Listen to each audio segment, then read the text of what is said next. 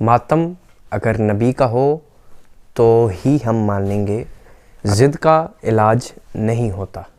ہاں اگر تمہاری یہی ضد ہے کہ اگر ماتم نبی کا، رسول کا، سرکار محمد صلی اللہ علیہ وآلہ وسلم کا ہو تو ہی ہم مانیں گے، اگر آپ کی یہی ضد ہے کہ رسول نے ماتم کیا ہو تو ہی ہم ماتم کریں گے، تو پھر سرکار حاضر خدمت ہے سیاستہ کی اول درجے کی حدیث کی کتاب صحیح بخاری، یہ سکرین پہ موجود اور یہ میرے ہاتھ میں بھی، جو کہ اہل سنت کی بعد از قرآن معتبر ترین صحیح ترین کتب میں سے ایک ہے، بلکہ بعد از قرآن سب سے زیادہ معتبر ترین ہمارے بھائیوں کے نزدیک یہ کتاب ہے صحیح بخاری۔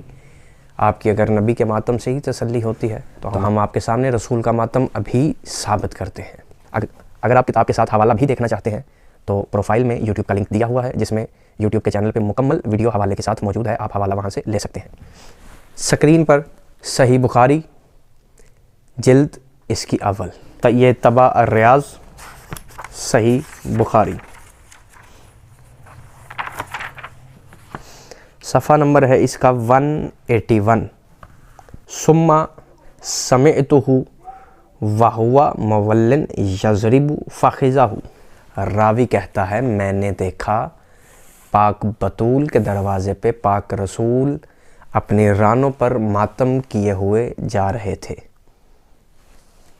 یہ سکرین آپ کے سامنے، اور بخاری کی متعدد شروحات ہیں جن میں سب سے معتبر ترین شرح یہ ابھی میرے ہاتھ میں ہے، فتح الباری شرح بخاری۔